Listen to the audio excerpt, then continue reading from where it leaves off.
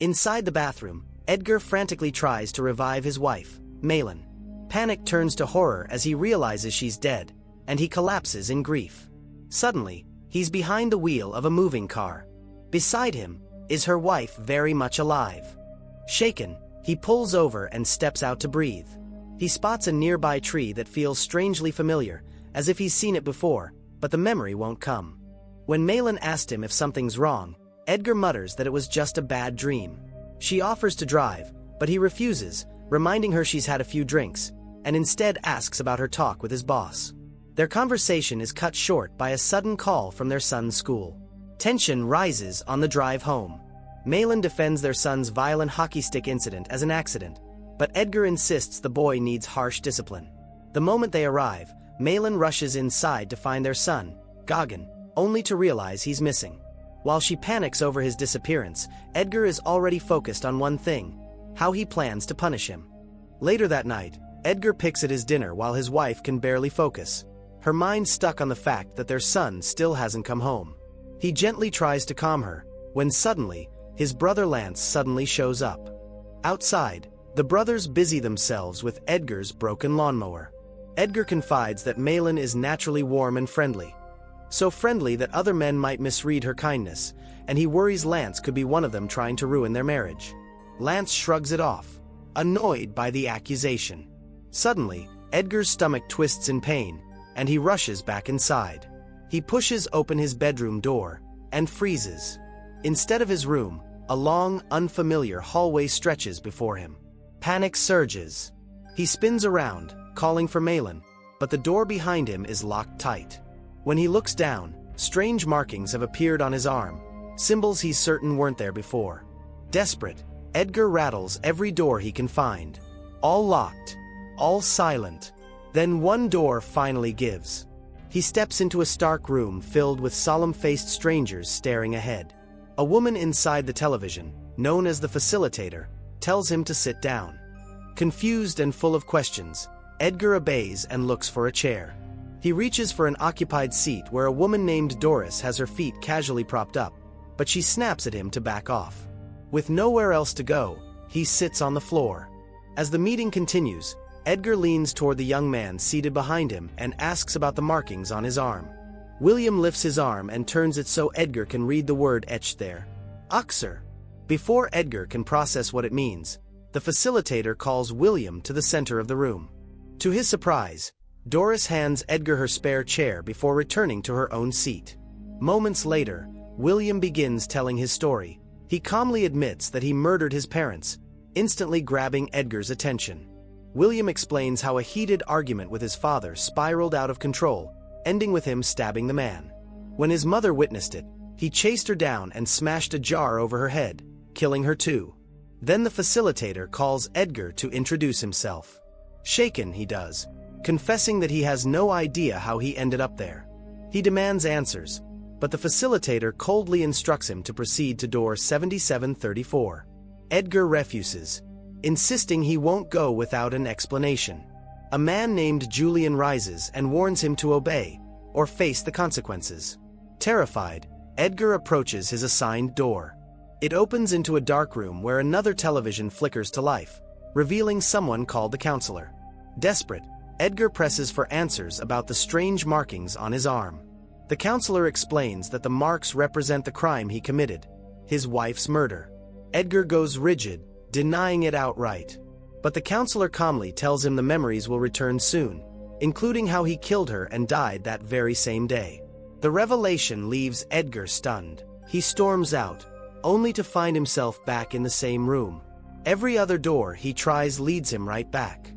His eyes land on a hatch in the ceiling, but the counselor warns that he isn't ready for what's above. Ignoring him, Edgar tries to drag a table and chair into place, but they refuse to budge. Desperate, he climbs onto the back of the chair, until the counselor moves it, sending him crashing to the floor. The counselor tells him the only way forward is to accept what he's done. Broken and pleading, Edgar begs to go home. After a tense pause, the counselor tells him to try the door once more. Edgar obeys, and stumbles straight into his bedroom. Blood trickles from Edgar's mouth, and he rushes into the kitchen, begging Malin to call an ambulance. He collapses onto the couch, and she tearfully urges him to rest while help is on the way. Clinging to her hand for comfort, he tells her he loves her. Through her tears, she whispers that she loves him too much. As he drifts off, she slips back into the kitchen. Moments later, Edgar appears beside her again, urgently asking her to remind the ambulance about his allergies. She reaches for the phone, but he suddenly insists on making the call himself. As Edgar lunges for it, they stumble into the bathroom. Pinned beneath his weight, Malin struggles to keep the phone out of reach and ends up dropping it into the toilet.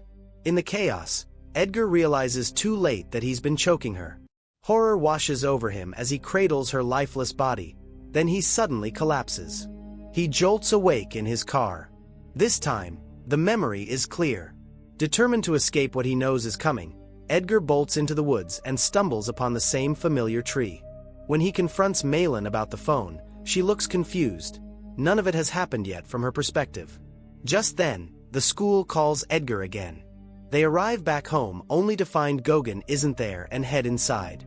While Malin prepares dinner, Edgar discovers a letter that reveals she has secretly opened her own bank account. He questions why she opened her own bank account when she could simply ask him for money, but she refuses to explain. Later, while mowing the lawn, Edgar glances through the window and spots her whispering on the phone. When Gauguin finally gets home, Edgar scolds him for hurting a classmate. The boy fires back, bitterly reminding him that Edgar was supposed to be just his mother's teacher before marrying her. He insists his mother only moved to this country believing it would give them a better life. Stung by the remark, Edgar declares he's sending his stepson back to the Philippines and claims Malin already agreed. At that moment, she steps outside, but Gauguin bolts, convinced his mother betrayed him. Malin runs after her son while Edgar turns back to his lawnmower. In the garage, he accidentally spills antifreeze. When Malin returns and asks why Gauguin ran away, Edgar pretends he has no idea. Later, Edgar heads back to the garage and realizes the antifreeze jug is missing. Uneasy, he searches the kitchen and finds it hidden in a cupboard, along with an empty bottle of sleeping pills. He immediately accuses Malin of trying to poison him. Suddenly, time snaps backward to the moment before he checked the kitchen. Each time he tries to confront her or change what happens, the timeline resets, trapping him in the same loop. Eventually, time pushes forward to after he's eaten. Edgar rushes to the sink and vomits just as Lance arrives. Suspicious, he asks his brother why he showed up so late. Lance reminds him that he usually teaches night classes and would have been gone already if Malin hadn't gotten drunk earlier. Sensing tension between them, Edgar heads inside to bring his wife into the conversation, but instead finds himself back in the facility. Doris steps out from a nearby door and questions why he gave up so easily earlier when she refused him a chair. Edgar admits he grew up without friends and eventually convinced himself he didn't need any. He assumed Doris felt the same, so he didn't push. Softening, Doris explains they never truly leave this place. She's been trapped there since her death in 1972, and the rooms beyond the doors are all they have left. During the next group session, Edgar wastes no time insisting the facility made a mistake, because, according to him, Malin tried to poison him. After hearing Edgar's story, William points out that Malin technically died before Edgar did, meaning she didn't die as a murderer the way he did. Still, Edgar demands to speak with someone above the facilitator. She ignores him. Frustrated, he tries to break out the window, but it doesn't break. Furious, the facilitator snaps at him, her voice booming inside everyone's heads. Julian then offers to help the newcomer understand the rules, and she agrees. The group splits into smaller circles, and William, Julian, and Doris gather around Edgar. They begin confessing their crimes, with William going first. Edgar is stunned by how casually he speaks about it. William insists he regrets his actions, but acceptance is the only way forward. Next, Julian admits he killed his own children in a drunken rage to punish his unfaithful wife. Listening to them, Edgar realizes they're forced to relive their crimes whenever they enter their assigned doors. He refuses to confess his own sin, and Julian refuses to listen to Doris's story. When Edgar shows sympathy for her, Julian pressures Doris to reveal what she did. She resists, so he grabs her arm and exposes the mark on her bracelet, branding her with the word ego. Julian claims Doris believed she was superior to everyone, even as she tortured her own family. After the session, Edgar confronts Doris in private. She admits she took her own life, believing it would end her suffering. Instead, her daughters were the ones who found her hanging from a tree, an image Julian calls her true act of cruelty. Doris still insists she did the right thing, convinced she was a terrible mother. Edgar, however, believes none of them belong in this place. Suddenly, their doors swing open. Edgar refuses to enter and tries to stop Doris from stepping through hers. He accidentally tears the button off her sleeve. The moment he notices one of its beads in his hand, he's pulled back into his house. The night unfolds exactly as before, ending with a violent struggle over the phone.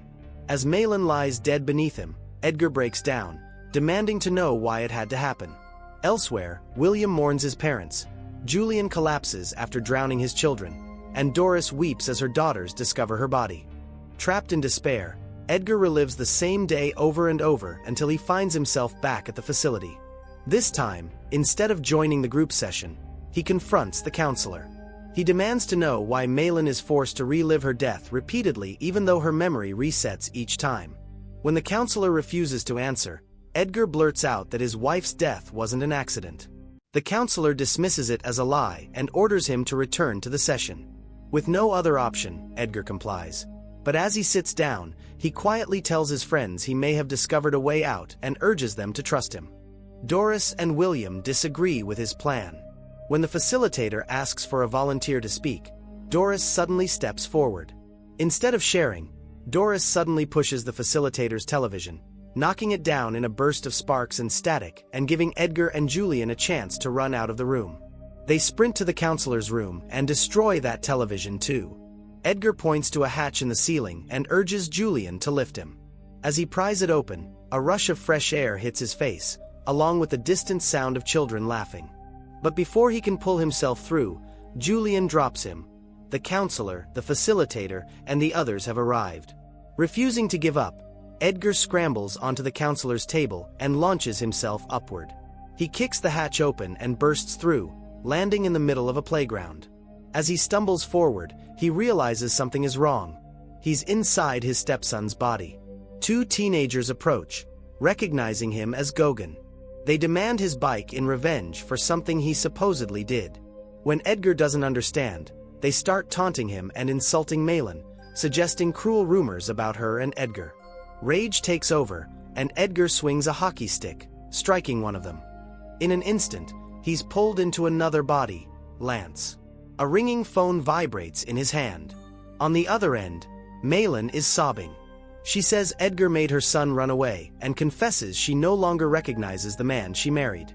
Speaking through Lance, Edgar tries to defend himself, but Malin pours out years of frustration. She regrets moving to this country. She feels trapped, controlled financially, forbidden to work, and constantly watched because Edgar fears losing her. Hearing her pain firsthand leaves him shaken and silent.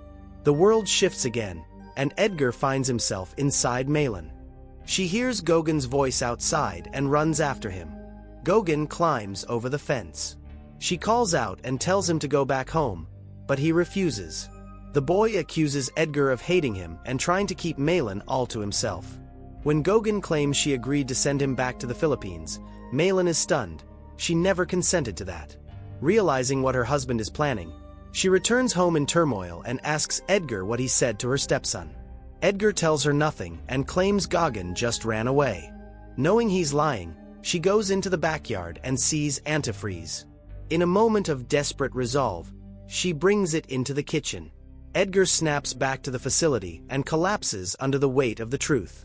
During the next session, he finally confesses. Their deaths were his fault.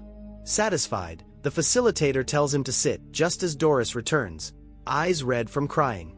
When Edgar gently asks what happened, she looks at him with quiet resentment and takes her seat. William whispers that accepting guilt should bring relief, that now Edgar can embrace the punishment he deserves. As William pats his chest reassuringly, Edgar feels something in his pocket, the bead torn from Doris's sleeve. After the session, Edgar apologizes to Doris. She tells him to accept his fate. He insists they can admit their sins without reliving them forever, and that, with her help, they can change things. Doris refuses, revealing that behind her door she's forced to watch her own funeral, where her daughter blames herself for her suicide. Edgar shows her the bead and suggests that if he could bring something from her world into his, maybe he can bring her too. Without a clear plan, he pulls Doris through his door to spare her from entering hers. It works. But that night, things begin repeating for Edgar, and his stomach twists in pain. Terrified, Doris slips out the window just before Malin returns. A moment later she comes back, determined to help. When Malin sees her, Doris urgently warns that they must stop Edgar from killing her again. Time suddenly surges forward to the moment Edgar lunges for the phone. Doris strikes him with a pan and orders Malin to lock herself in the bathroom. Dazed but hopeful, Edgar confesses how fear of losing his wife twisted into control and suspicion, mistakes he bitterly regrets. At dawn, the world shifts once more. Doris steps outside and finds her old yard merged with Edgar's.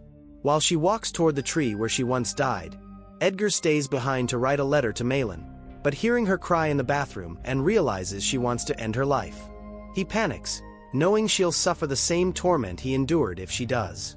Outside, he finds Doris standing with her daughters, who cannot see either of them. She refuses to leave her children, so in desperation Edgar believes the only way to save Malin's soul is to kill her.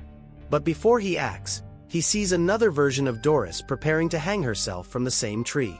Inside, Malin cries alone until a knock on the door. It reveals her son Gauguin. Meanwhile, Edgar pleads with the other Doris, warning her that death won't end her pain. Through tears, she takes his hand and steps down. In that instant, Edgar understands there's another way. He takes her place beneath the tree and asks her to deliver a message to his wife. Then Edgar hangs himself. Time fractures and resets. Doris's daughters suddenly see their mother alive. In the present, Gauguin discovers the unfinished letter Edgar left behind. A year later, Doris, now an old woman whose fate has changed, visits the tree with Malin and Gauguin, who bring flowers to honor Edgar. Malin reads from the letter, her voice breaking. Remembering Edgar's final words, Doris gently finishes the sentence for him. He will always love her, even if that love was too much. She squeezes the grieving widow's hand, revealing the faint markings from the facility still etched on her arm. Back in that strange place, Julian warns a newcomer to stay away from Edgar, calling him mad for being proud of his own death. But Edgar feels no shame. In sacrificing himself, he believes he rewrote fate and saved the people he loved. If you enjoy this video, like and subscribe for more movie recaps like this.